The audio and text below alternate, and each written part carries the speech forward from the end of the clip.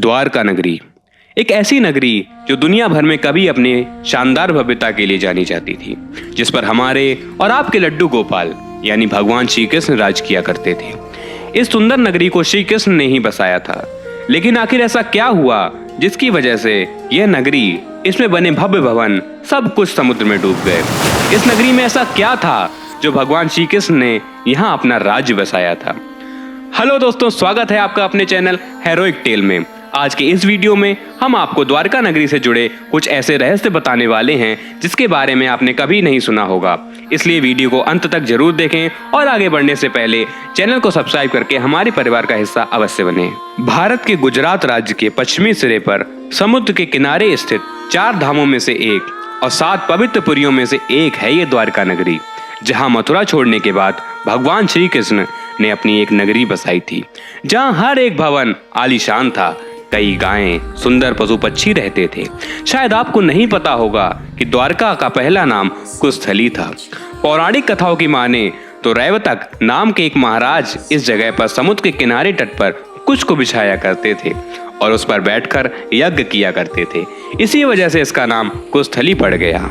हरिवंश पुराण में लिखा है कि कुछ वर्षों बाद कुस्थली उजाड़ हो गई और इसी के बाद भगवान श्री कृष्ण ने इस जगह को द्वारका नगरी बनाने का निश्चय किया। उन्होंने विश्वामित्र और मयासुर को आदेश दिया कि इस जगह को एक भव्य नगरी में तब्दील कर दिया जाए, जिसके बाद यहाँ द्वारका नगरी को बसाया गया और इसे द्वारका नाम दे दिया गया। पुराणों की माने तो श्री कृष्ण द्वारका नगरी में अपने 18 साथियों और कुल के लोगों के साथ आए थे और यहाँ आने के बाद इस नगरी को और भी सुख समृद्धि दी थी, जिसमें सोने चांदी के 7 लाख महल, बड़ी बड़ी गौशालाएं, व्यापार करने के लिए बड़े बड़े बंदरगाह भी थे। यहाँ भगवान श्री कृष्ण ने पूरे 36 सालों तक राज किया था, लेकिन उनकी मृत्यु के बाद यह सुंदर नगरी समुद्र में डूब गई। अब ऐसा क्यों हुआ वो मैं आपको बताने जा रहा हूँ।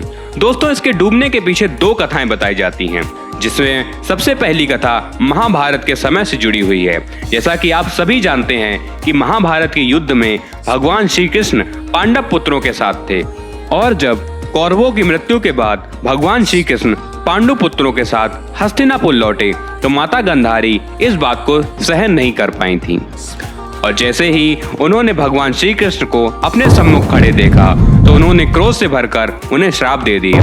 माता गांधारी ने कहा, अगर मैं पतिव्रता धर्म को सच्चाई से निभाया है और यदि मैंने अपने आराध्य शिव की सच्चे मन से आराधना की है तो जिस प्रकार मेरे कुल का नाश हुआ है वैसे ही तुम्हारे कुल का भी नाश होगा, तुम्हारी नगरी भी समाप्त हो जाएगी।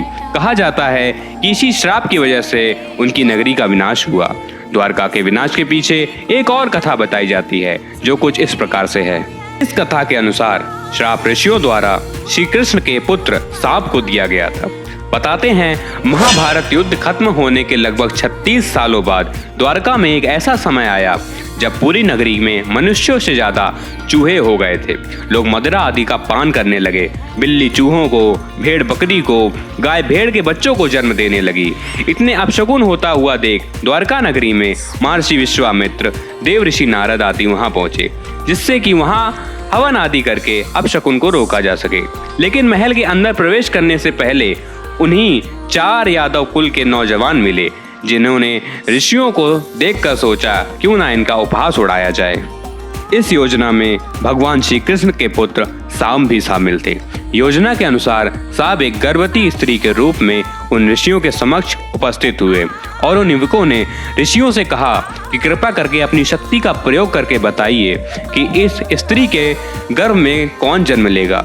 ऋषियों ने सांप को स्त्री समझा और ध्यान लगाकर ये जानने की कोशिश करी कि उसके गर्भ में क्या उत्पन्न होने वाला है, लेकिन जैसे ही उन्हें दिखा कि ये स्त्री नहीं बल्कि पुरुष है तो वो बहुत क्रोधित हुए। उन्हें पता था कि ये श्री कृष्ण के पुत्र हैं और उन्होंने क्रोध में आकर ये श्राप दे दिया कि हमारा उपहास उड़ाने वाले इस युवक के पेट से एक लोहे का मूसल जन्म लेगा, जिसके द्वारा ये द्वारका नगरी समाप्त हो जाएगी। श्री कृष्ण को जब इस बात का पता चला तो उन्होंने सिर्फ यही कहा कि ऋषियों द्वारा दिया गया श्राप सत्य होगा।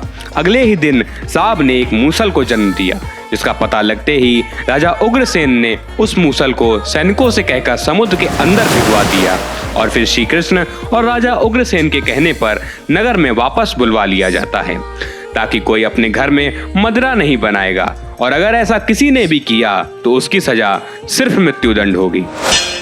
लेकिन फिर भी वैसा कुछ नहीं रहा। यदुवंशी पाप पर पाप करते रहे और द्वारका में अपशकुन पे अपशकुन होते रहे। इस समय वही संयोग बुना जैसा कि महाभारत के युद्ध के समय बना था। श्री कृष्ण के समय की नाजुकता को समझते हुए यदुवंशियों को तीर्थ यात्रा के लिए भेजा, जहां उनके पुत्र और सात्यकी की मृत्यु हो गई थी। उनकी मृत्यु से श्री कृष्ण काफी क्रोध में थे और उन्होंने जैसे ही एक मुट्ठी भरकर एकरा घास उखाड़ ली तो तुरंत ही वह घास मूसल में परिवर्तित हो गई और उसके बाद जो कोई भी उस घास को उखाड़ता था वह एक मूसल में बदल जाती थी और लोग इसी मूसल से आपस में लड़ाई करके मौत के मुंह में जाने लगे। इसी दौरान श्री कृष्ण के पुत्रों की मृत्यु हो गई, जिसके बाद उनके बड़े भाई बलराम ने शेषनाग का रूप ले लिया और वापस बैकुंठ चले गए।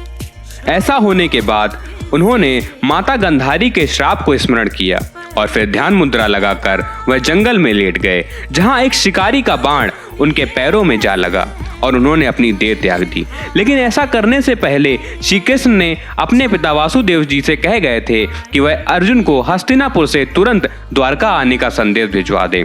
अर्जुन तुरंत ही द्वारका पहुंचे, जिसके बाद वासुदेव जी ने उन्हें बताया कि श्री कृष्ण अपनी देह त्याग चुके होंगे। उनके ऐसा करने के कुछ देर बाद ही यह नगरी समुद्र में डूब जाएगी, इसलिए नगरवासियों को यहाँ से ले जाओ। उनके वहां से निकलते ही यह नगरी अपने आप समुद्र में डूब जाएगी। तो दोस्तों, ये थी द्वारका नगरी से जुड़ी वो सच्चाई जिससे आज भी कम ही लोग वाकिफ हैं। आपको वीडियो पसंद आया तो इसे आगे शेयर जरूर करें।